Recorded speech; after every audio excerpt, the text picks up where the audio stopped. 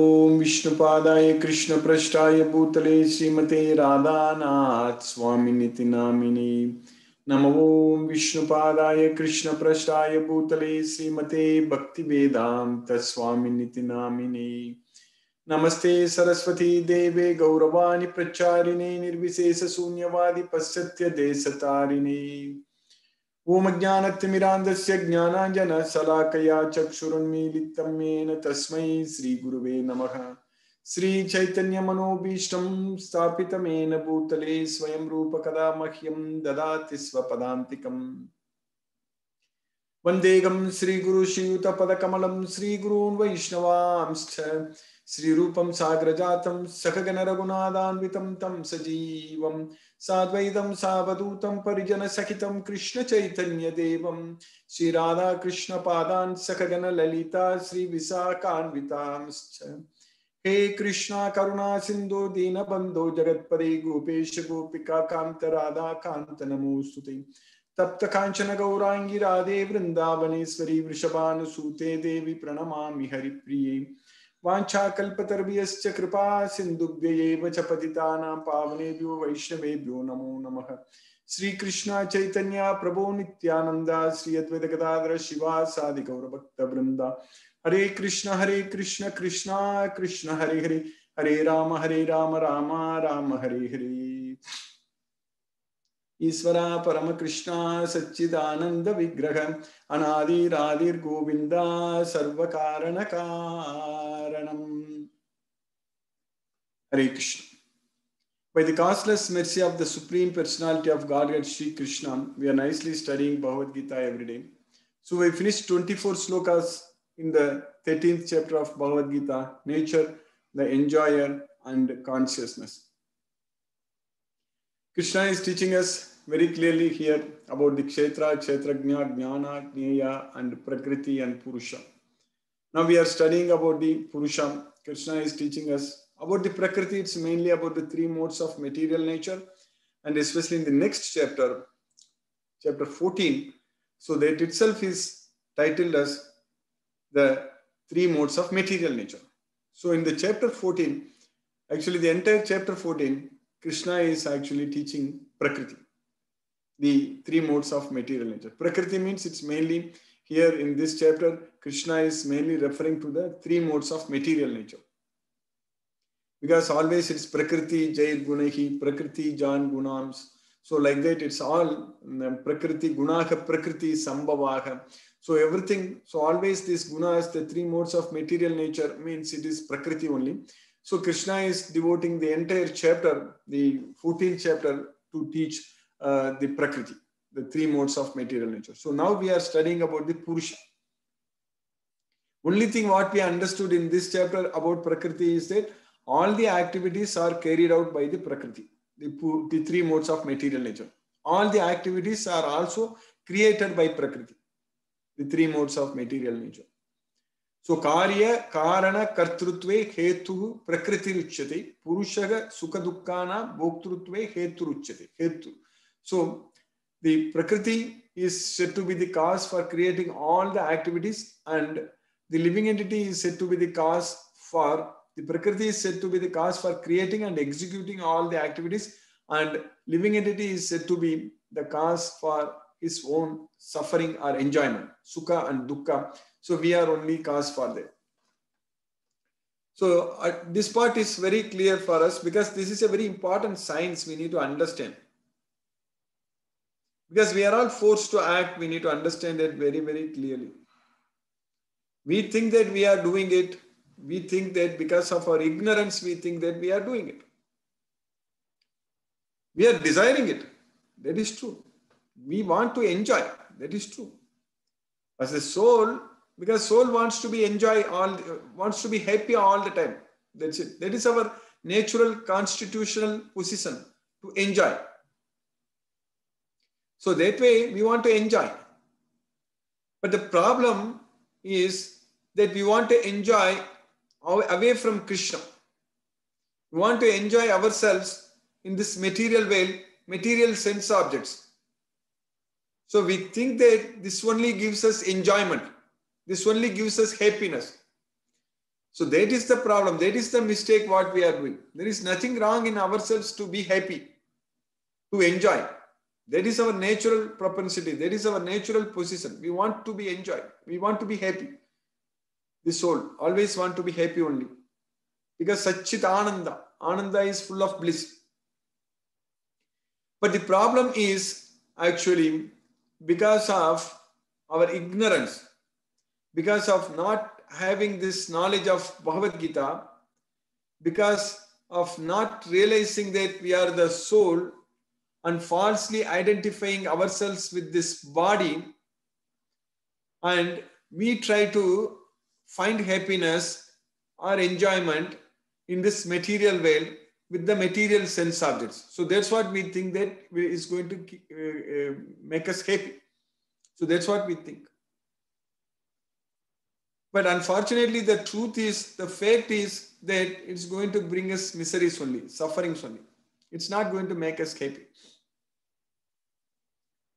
This material world, the happiness, what we are getting it through our sense objects, through our contact, the senses, when the senses are in contact with sense objects, so that happiness, basically, it is actually like through the electrical signals, basically the action potential. So that's what it travels through our neurons.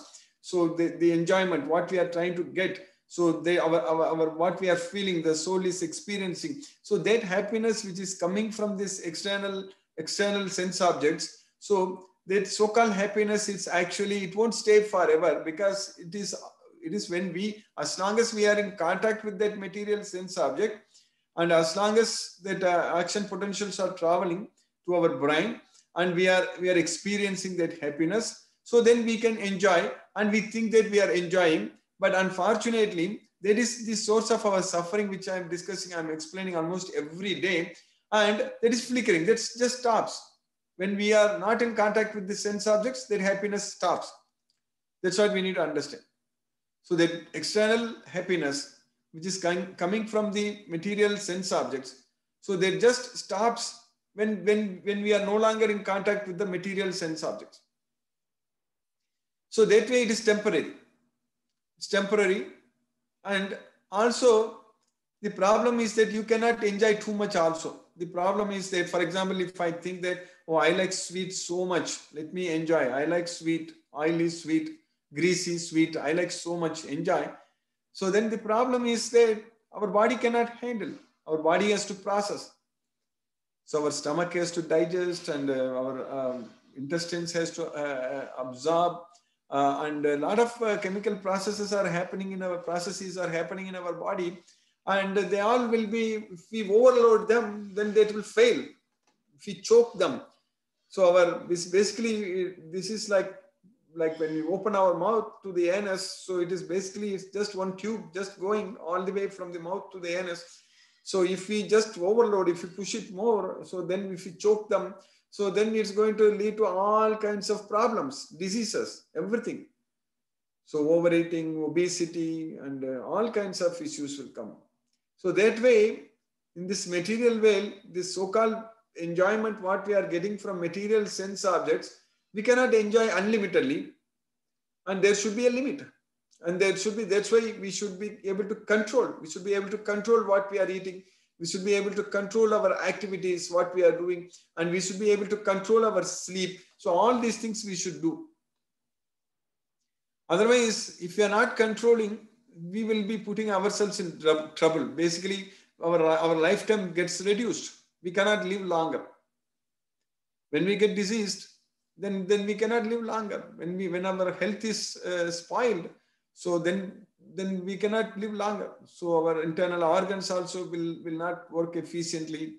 So all kinds of problems will come. So mentally also we will be distressed, too much, lot of stress. All such problems lead to actually all kinds of health problems.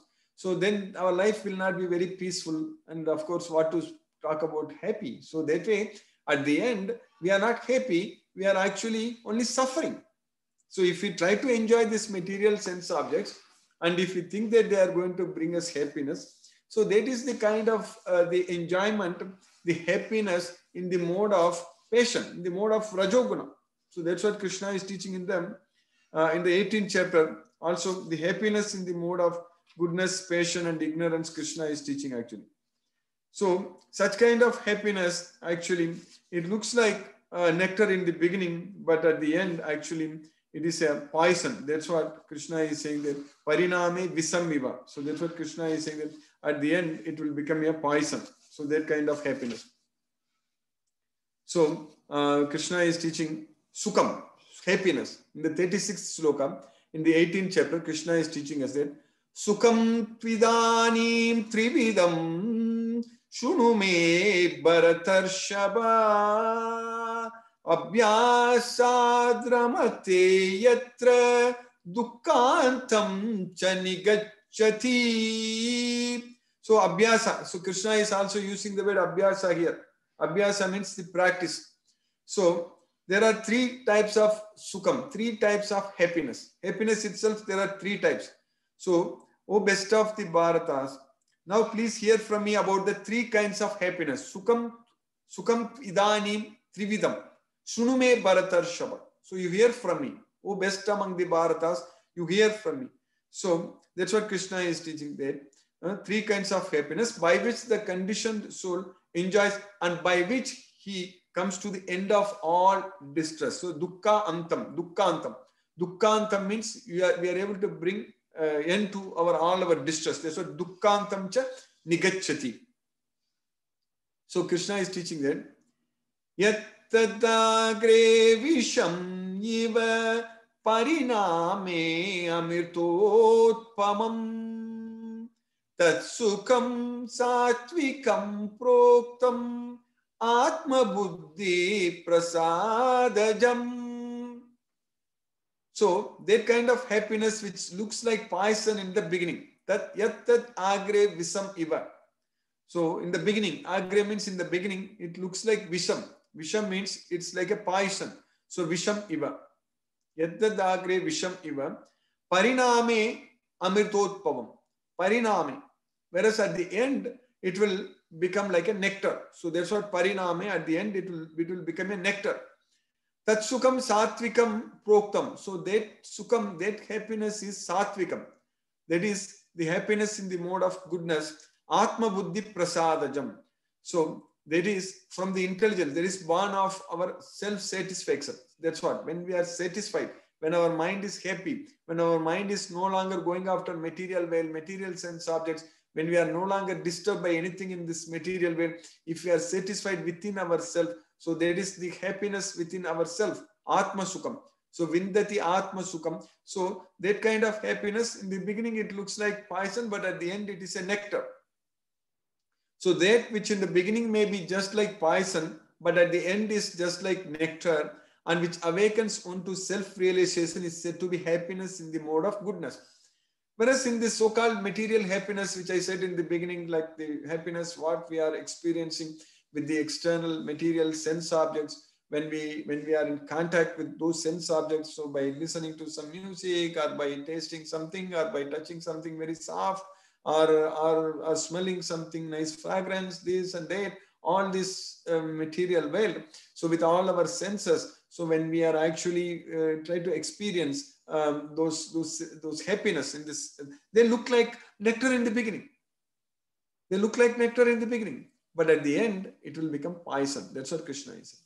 So that's what I was telling, that maybe if we eat, if you don't control, if you eat all kinds of sugary stuff, all kinds of things, obesity, all problems, so then at the end we can't breathe easily. Because of obesity, all kinds of problems will come. So the stress, cancer, all those things are it's all big problems. So then we cannot lead a happy life, and of course our lifetime will be very much shortened.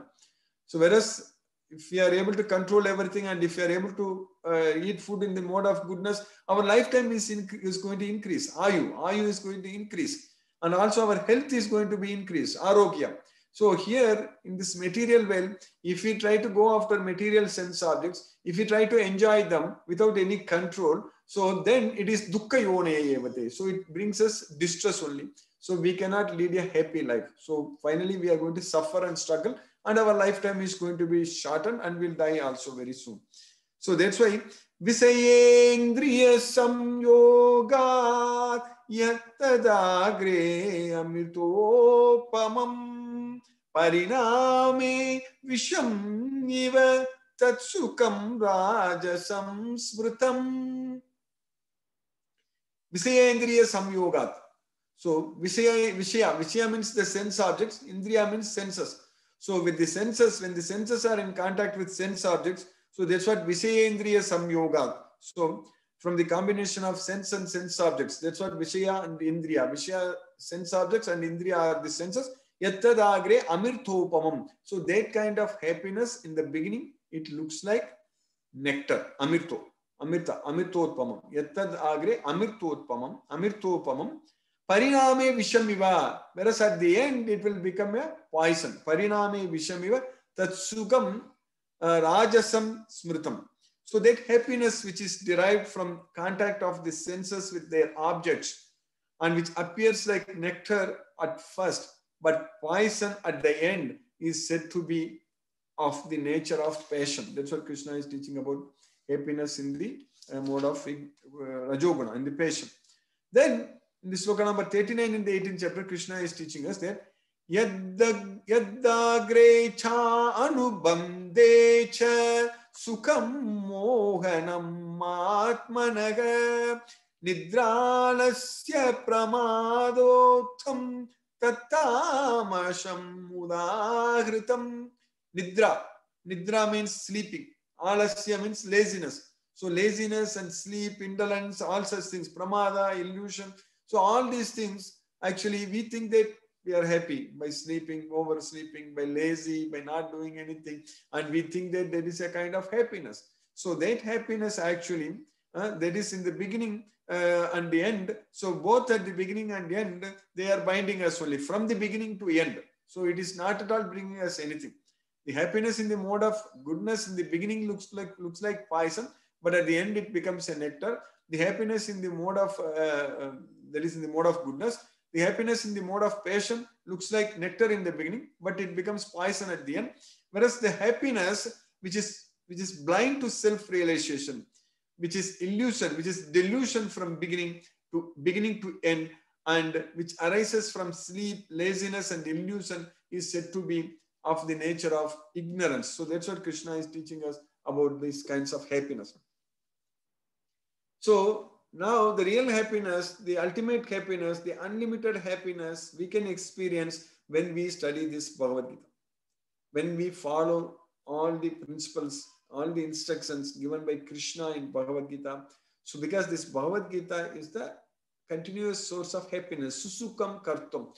Susukam Kartum means it brings us so much happiness. Susukam Kartum Avyayam. So Susukam Kartum Avyayam. This Bhagavad Gita is the continuous source of happiness. So if we study this Bhagavad Gita, if we understand this Bhagavad Gita fully, so then we will be very, very happy. So that is what this Bhagavad Gita is, the source of happiness. So peace of mind is the source of happiness. Because by studying this Bhagavad Gita, we will get complete peace of mind. When our mind is peaceful, then we will be very, very happy. So that's why that is called inner happiness. The inner happiness is our mind has to be peaceful. Our mind should not be disturbed. So when we try to get the happiness from external sense objects, our mind will not be peaceful. Our mind will be agitated. So when we are attached to material sense objects, immediately we will develop kama, krodha, everything comes. The lust, desire, lust, anger, and everything. So that time we will lose our intelligence and we will struggle and suffer in this way. So by Krishna's causeless mercy, we are getting this knowledge of Bhagavad Gita. So which is going to make us very, very happy. So now in the previous sloka, in the 24th sloka, what we studied yesterday in this sloka, in the 13th chapter, Yayevam veti purusham prakritim cha gunaigasaha sarvata vartamanopi nasabuyo abhijayate. So anyone who understands about all these things, about the Purusha, the soul, about the Prakriti, and also the Gunas and all such things, even though he is engaged in all sorts of activities in this world, he is not going to take birth again in this world. So that's what Nasabhuyo Abhijayati. So now what we are studying in the next sloka, sloka number 25, Krishna is continuing today. ध्यानेनात्मनि पश्यन्ति केचित् आत्मानमात्मना अन्ये सांख्येन योगेन कर्मयोगेन चापरे. So Krishna is teaching how we can experience the super soul. So the super soul, how we can experience. So some experience by meditation. In the 6th chapter, Krishna taught us about the dhyana. So dhyana yoga. So by meditating, by chanting Hare Krishna Mahamantra. So when we control the mind, Paramatma Samakita.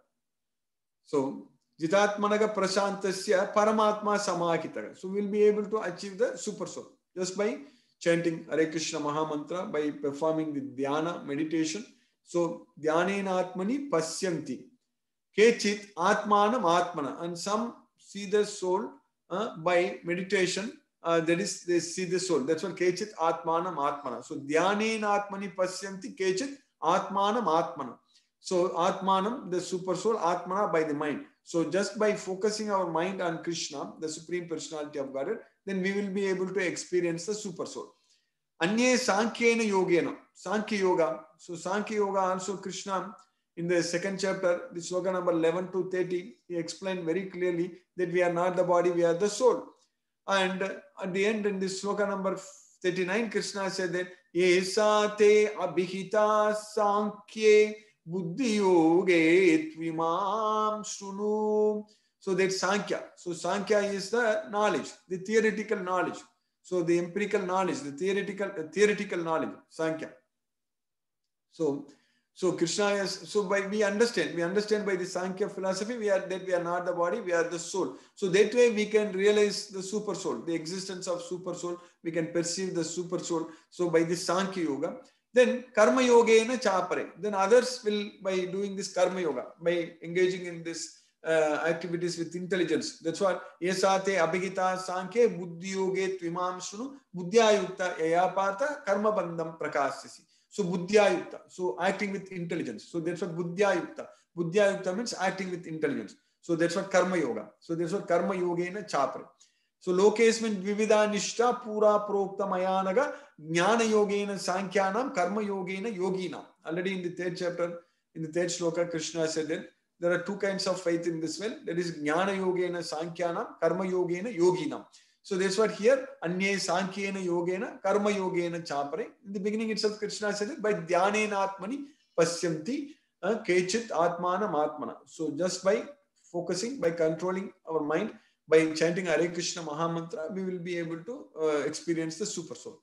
So that way Krishna is saying that some perceive the super soul within themselves through meditation, others through the cultivation of knowledge, and still others through working without fruitive desires. So that way for us, when we study this Bhagavad Gita, when we become a devotee of Krishna, when we are doing everything for Krishna only, when we believe in Krishna so much and we have full faith on Krishna and do everything as an offering unto Krishna, so we are going to experience the super soul. We are going to experience Krishna. We are going to get out of this material veil. So all these things, all the opportunities have come to us. That's why Tasmat Yogi Bhava Arjuna. So you always become a yogi. Yoginam api sarvesham matgatenantaratmana shraddhavan bhajate yomam same yuktatamo mataga. Of all the yogis who is always worshipping me with faith, I consider him to be the most perfect. So by Krishna's causeless mercy, we are actually devotees of Krishna. We have so much faith on Krishna. We believe in Krishna. Krishna is the Supreme Personality of God. So just by connecting ourselves with Krishna, we are going to perceive the super soul. We are going to go to Krishna and we are going to be freed from the modes of material nature. So all such things are going to happen. So by Krishna's causeless mercy, we have actually finished this sloka number 25 today in the 13th chapter, Hare Krishna. I'll stop now and we'll discuss if any questions are there. Hare Krishna.